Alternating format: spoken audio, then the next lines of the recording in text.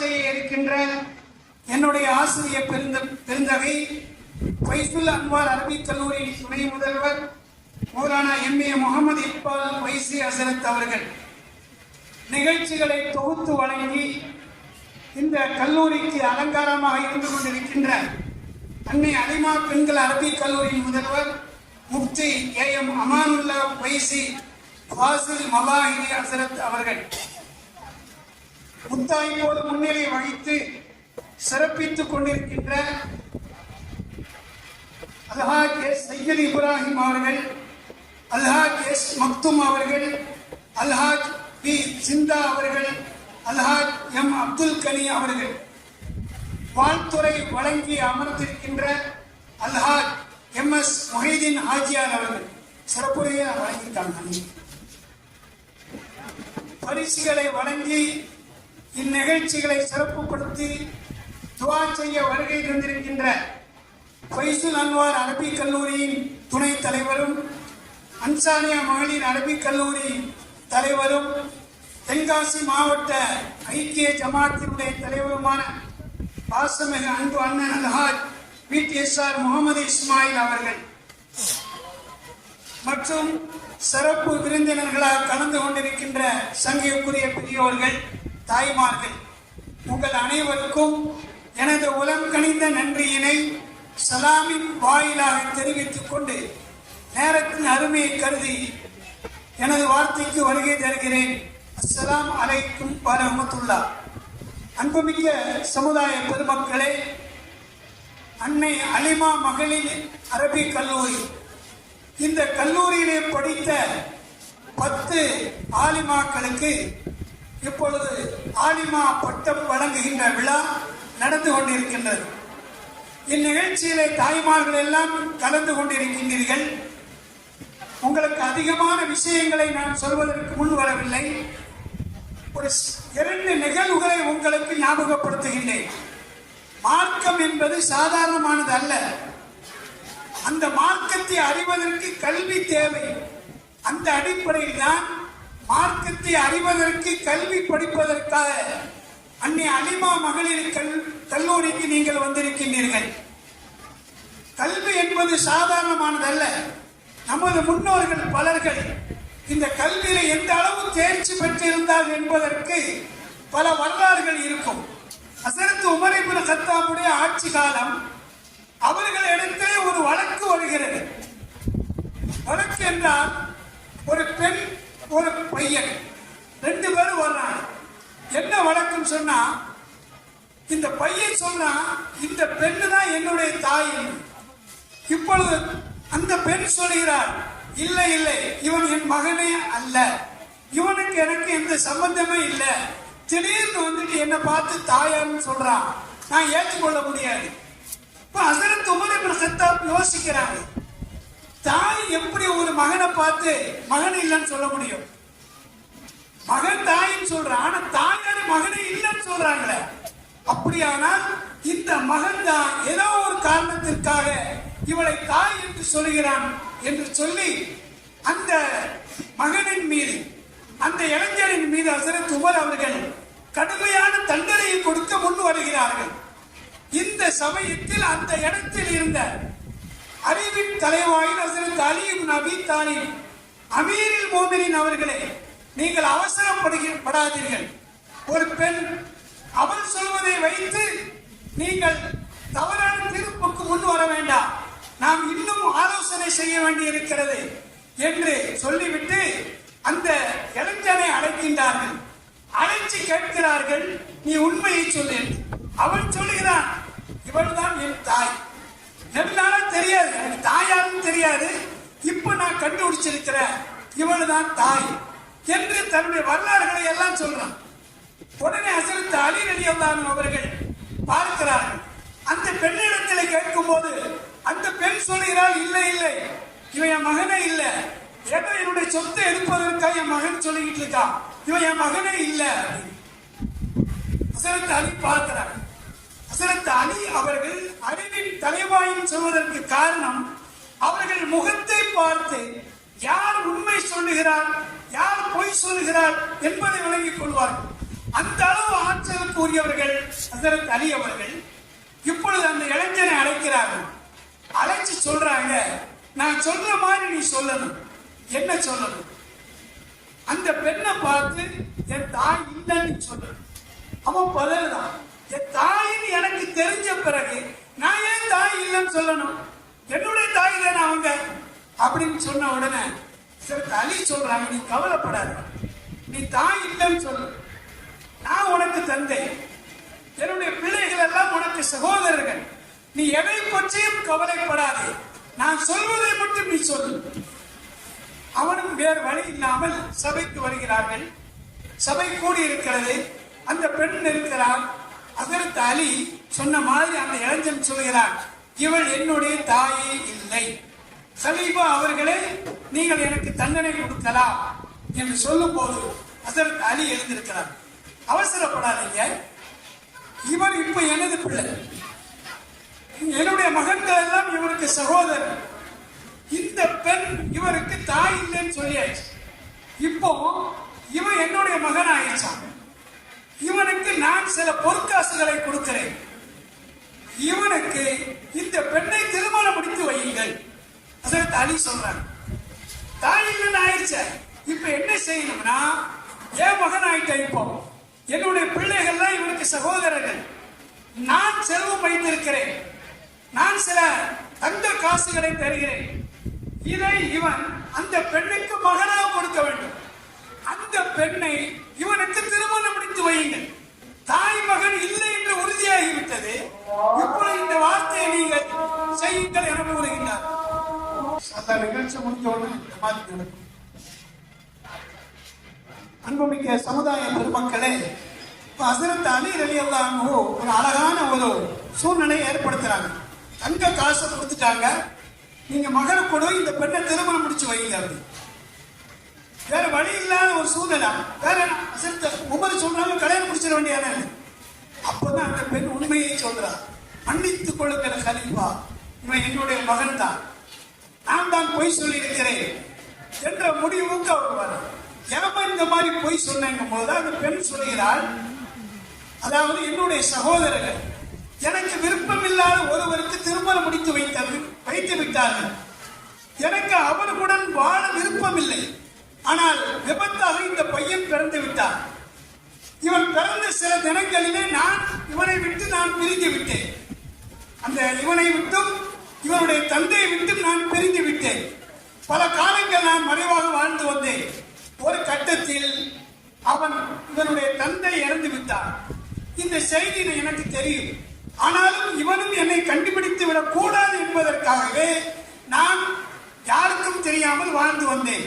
ஆனால் இவனோ எப்படியோ என்னை கண்டுபிடித்து வந்துவிட்டு நீதான் என் தாய் என்று சில அடையாளங்களை அவன் சொன்னான். நான் மறுத்துக் கொண்டிருந்தேன்.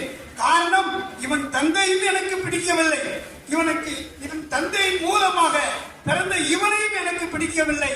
அதனால் நான் இந்த பொய்யை சொல்ல வேண்டியதாகிவிட்டது என்று அந்த பெண் சொன்னவுடன் ஹசரத் உமர் இப்னு கத்தாப் கண் கலங்கி ஹசரத் அலியை பார்த்து சொன்னார்கள், நீங்கள் மட்டும் இந்த இடத்தில் இல்லாமல் இருந்தால் நான் ஒரு தவறான தீர்ப்பை வழங்கி நாளைக்கு அல்லாஹ்வின் தண்டனைக்கு உரித்தான ஆயிருப்பேனே. இந்த பெண்ணுடைய வார்த்தையை நான் நம்பிவிட்டேனே என்று அவர்கள் கண் கலங்கினார்கள். இது ஒரு சம்பவம். இது நமக்கு தேவை என்னன்னா, ஹசரத் அலி சிறந்த அறிவாளர், அவர்கள் தக்வாவை உடையவர்கள், இறை அச்சம் உள்ளவர்களுக்கு அல்லாஹ் சில உண்மைகளை வெளிப்படுத்தி காட்டுவாங்க.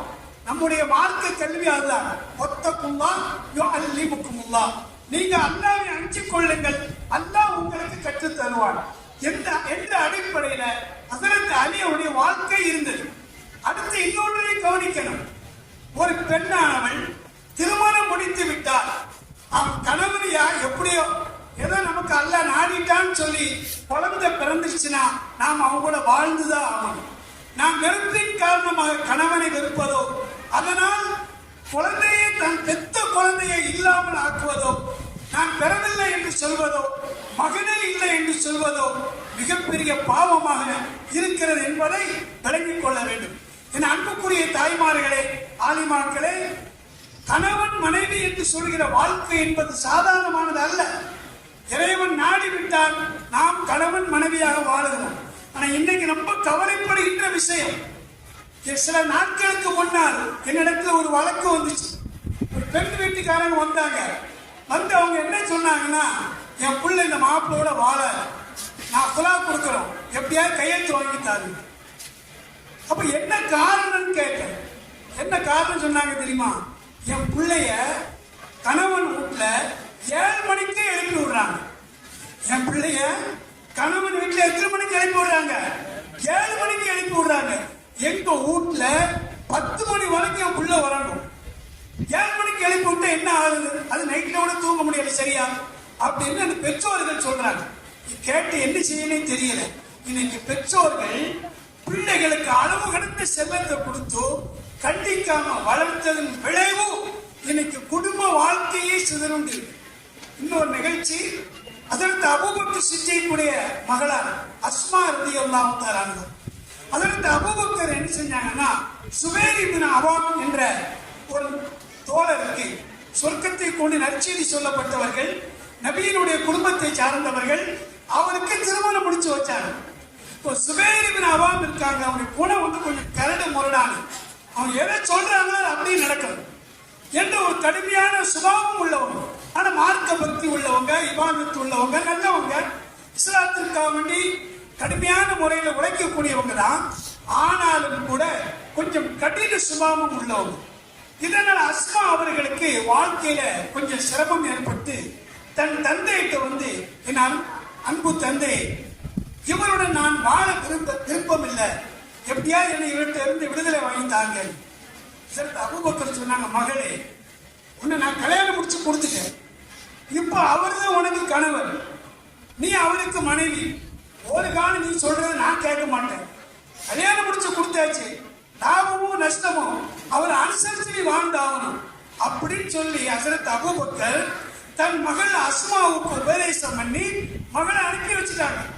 அஸ்மா ரலியல்லாஹு தஆலா அவர்களும் தந்தையினுடைய ஆலோசனைக்கு இணங்க தன் கணவர் கொஞ்சம் கடின சுபாவமாக கடும் வார்த்தை உள்ளவராக இருந்தாலும் அனுசரிச்சு வாழ பழகிட்டார். பொதுவாக கொஞ்சம் கஷ்டமா இருக்கும், அப்புறம் கொஞ்சம் பழகிட்டா கணவனுடைய குணம் இப்படித்தான், மனைவியுடைய குணம் இப்படித்தான், இதை தெரிஞ்சுக்கிட்டு வாழ பழகிக்கணும்.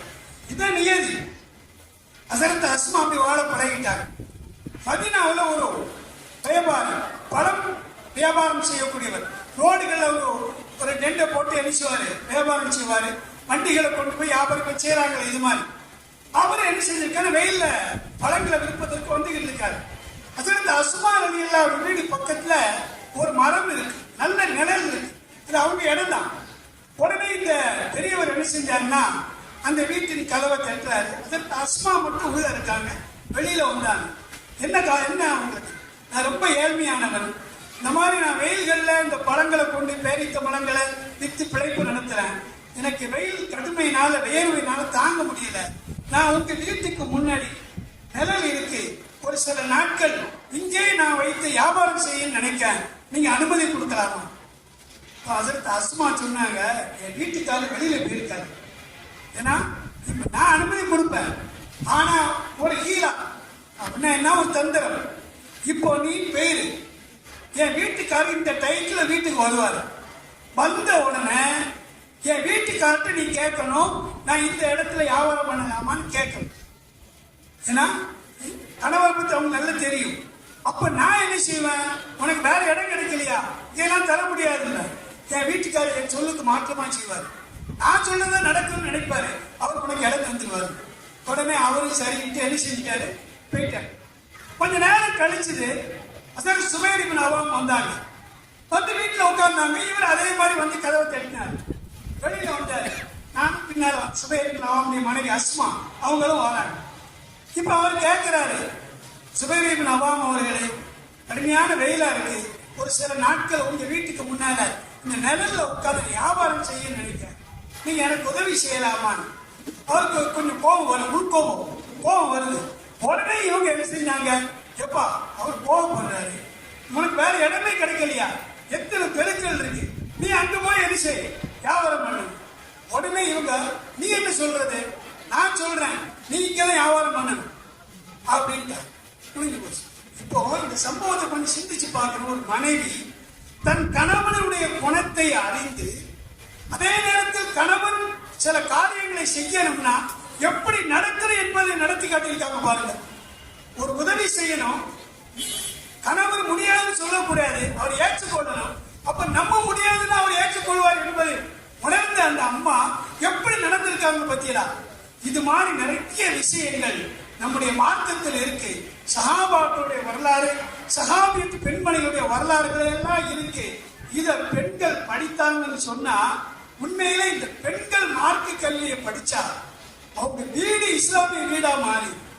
இன்னைக்கு நம்ம எதிர்பார்க்கிறது என்ன, இன்னும் அலிமியா என்ற பட்டம் பெறுகிற ஆலிமாக்களே நீங்க 3 ஆண்டுகள் 3 ஆண்டுகள் அல்லது 4 ஆண்டுகள் நீங்க ஓய்ந்திருக்கீங்க. இந்த கல்வியினுடைய அடிப்படை என்ன, உங்களுக்கான மிகப்பெரிய செலவுகள்.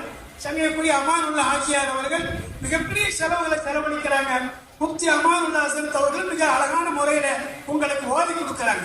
நீங்க ஓதி இந்த மார்க்க ஞானத்தை பெற்றது உண்மையா இருக்குமானால் உங்களுக்கு இவ்வளவு பெரிய உபகாரம் செய்த அந்த மக்களுக்கு நன்மை கிடைக்க வேண்டும் என்று சொன்னால் உங்களுடைய நிலை எப்படி இருக்கணும்னா நீங்க ஓதி அந்த கல்வி அமல், கல்வியின் பிரகாரம் அமல் செய்கின்ற இந்த முறையை உங்க வீட்டில் செய்ய வேண்டும்.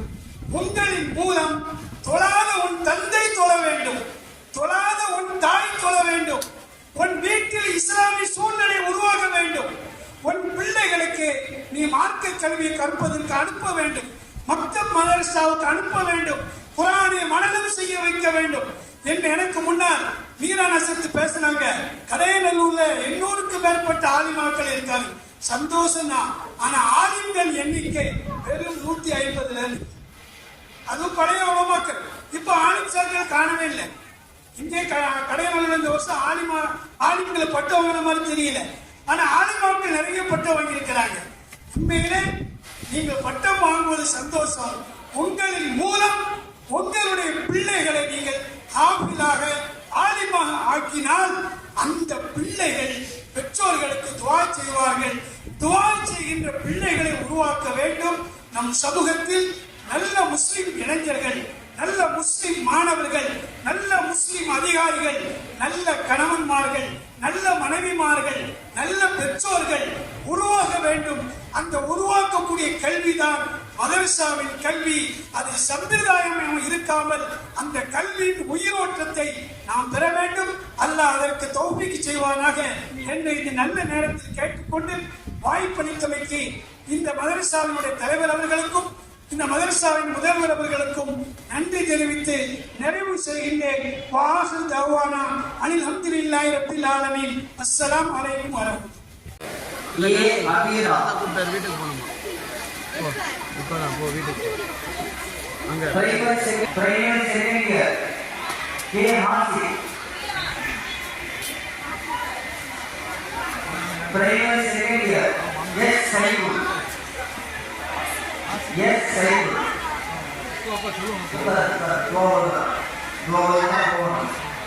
Private second year M Al Shifa, private third year A Latheefa,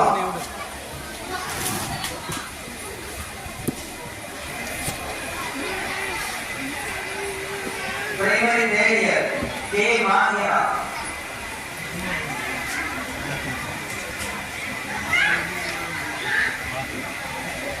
private third year R Raseena. சரி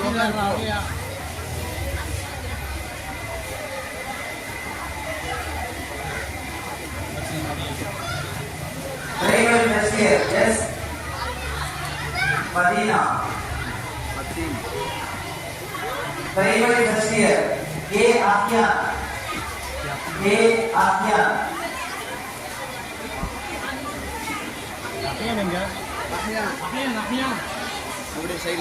private third year BA Mariyam தௌஃபியா,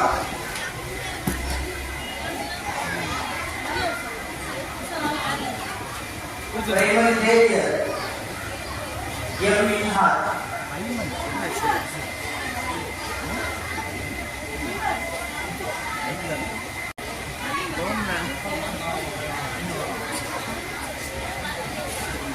ஏ ஐமன், மின்ஹாஜ் கீழே இருக்கான்னு பாருங்க.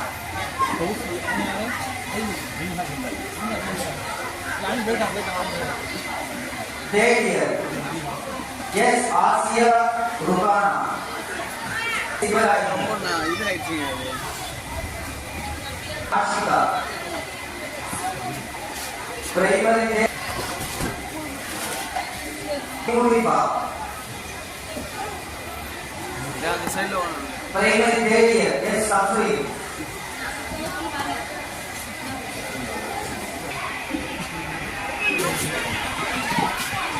Primary 4 here. Safwan. Safwan. Samir. Samir. Hamzat. R. Rayhan. K. Rayhan. K.